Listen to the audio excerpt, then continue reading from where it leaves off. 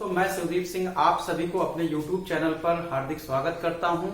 आज का जो हमारा टॉपिक होगा वो होगा जो है समाजवाद के बारे में, उदारवाद के बारे में, साम्यवाद के बारे में।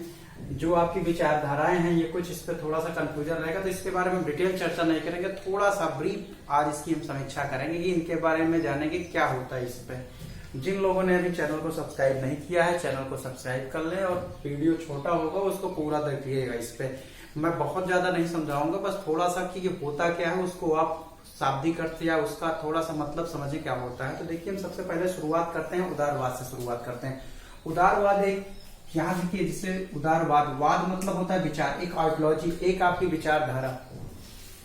उदारवादी विचारधारा ये होती है कि ये एक राजनीतिक जो है व्यवस्था का एक जो है विचार होता है, जिसमें जो है सरकार का अर्थव्यवस्था पर पूर्णतया जो है छूट होती है, यानी अर्थव्यवस्था सरकार से बिल्कुल प्रभावित नहीं होती। थोड़ा सा मैं ग्राफ से बता रहा हूँ, उदारवाद की बात करते हैं इस पे।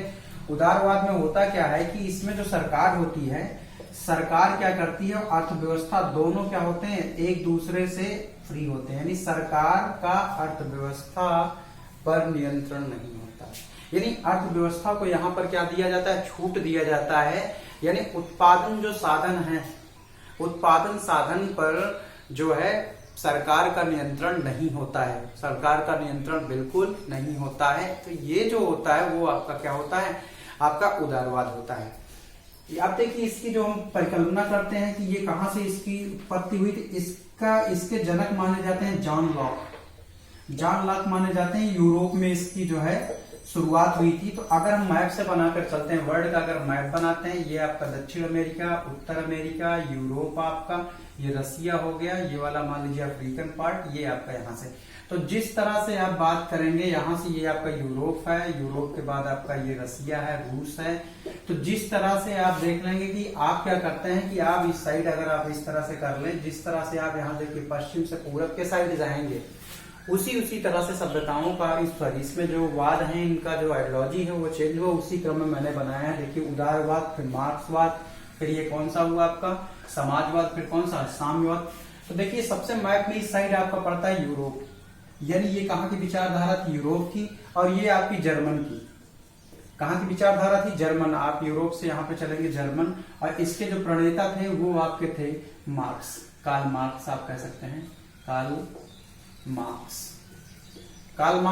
ने इसको मार्क्सवाद की शुरुआत की थी। इसके बाद जो समाजवाद है ये रूस की व्यवस्था है, रूस में। तो मैप पे आप देखेंगे, इसके बाद आपको रूस मिलेगा, और उसके बाद यहीं पे इस साइड आप देखेंगे चाइना। तो ये जो साम्यवाद है ये आपका चाइना में, चीन में है इसमें। तो यहाँ पे उदारवाद में होता क्या है, तो उदारवाद में अर्थव्यवस्था जो होती है सरकार के अधीन नहीं होती, वहां पे अर्थव्यवस्था को छोड़ दिया जाता है। अब चलते हैं मार्क्सवाद की बात करते हैं। इसके प्रणेता जो है वो आपके कौन थे, मार्क्स थे। उन्होंने ये कहा कि इनकी थोड़ी आइडियोलॉजी ये थी कि कहते थे कि जो पूंजीपति होता है वो क्या करता है, बिल्डिंग के लिए पूंजीपति बिल्डिंग बनाता है, लेकिन बिल्डिंग बनाया कौन, मजदूर बनाया ना।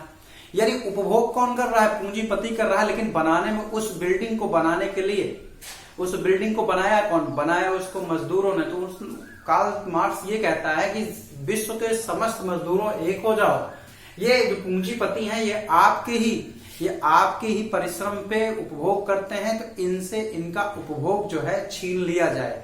तो इस विचारधारा को कार्ल मार्क्स ने दिया कि इक्वलिटी की बात कहता कि कार्ल मार्क्स ये कहता है कि मजदूर जो होंगे और पूंजीपति जो इसका उपभोग कर रहे हैं, यानी यह पूरा जो इस पे अधिकार है वो किसका होना चाहिए, मजदूरों का।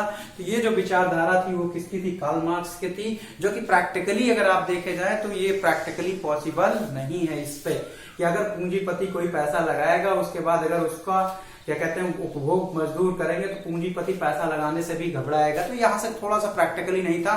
इस विचारधारा से थोड़ा सा लिबरल बात हुई, यहाँ पे बात हुई समाजवाद की, जो रसिया में इसके प्रणेता थे लेनिन ने ये कहा कि समाज में इक्वलिटी लाना है, समाज में इक्वलिटी लाना है, यानी समाज को बराबर करना है। यानी यहाँ पर अर्थव्यवस्था जो है क्या होगी, वो कंट्रोल्ड होगी, सरकार के अधीन होगी, लेकिन जो सरकार होगी वो जनता, सरकार जो है जनता के द्वारा चुनी गई होगी, यानी जो शक्तियां होगी वो जनता में होगी, यानी जनता किसी को चुनेगी, जनता किसी का चुनाव करेगी, उसके माध्यम से उसके माध्यम से जो है क्या कहते हैं अर्थव्यवस्था पर कानून बनाए जाएंगे, ये सारी चीजें होंगी। यानी कुल मिलाकर इससे ये ठीक था, यहाँ से थोड़ा सा ये था। तो भारत में भी समाजवाद है, लेकिन भारत में समाजवाद दो प्रकार के होते हैं। भारत में एक प्रकार समाजवाद है, मतलब समाजवाद दो प्रकार के हैं। भारत में समाजवाद है आपका लोकतांत्रिक समाजवाद,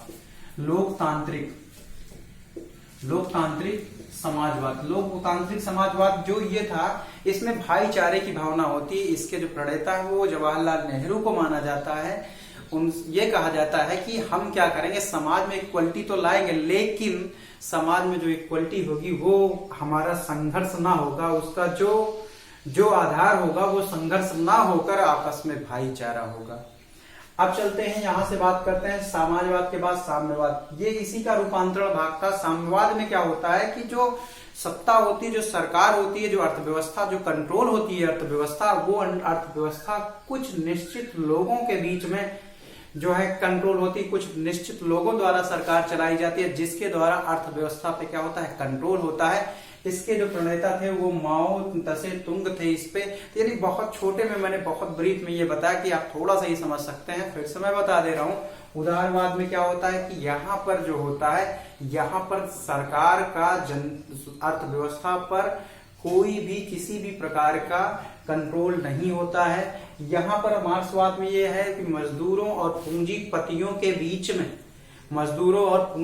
के बीच में जो गैपिंग थी, जो सामाजिकता की गैपिंग, जो उनके बीच में अंतराल था, धन का अंतराल, गरीबी अमीरी का अंतराल, उसको कम करने के लिए एक संघर्ष की प्रणाली जो कि कार्ल मार्क्स ने किया था, जर्मनी से इसकी उत्पत्ति हुई थी। उसके बाद जब हम बात करते हैं समाजवाद की बात करते हैं, समाजवाद जो रसिया में था, जिसको लेनिन इसके प्रणेता है। भारत में भी समाजवाद है जो कि लोकतांत्रिक समाजवाद है, जिसमें भाईचारे को बेच दिया जाता है। समाजवाद मतलब एक निश्चित कुछ लोगों के जो है बीच जो है सत्ता होती है, उसी से अर्थव्यवस्था को क्या किया जाता है, कंट्रोल किया जाता है। तो ये क्वेश्चन बहुत ज्यादा इंपॉर्टेंट नहीं होते हैं, लेकिन इसके बारे में जानकारी अक्सर कंफ्यूजन ही होता है, इसका हम अर्थ नहीं जानते। तो हम इसको थोड़ा सा बहुत अर्थ जान गए इस पे।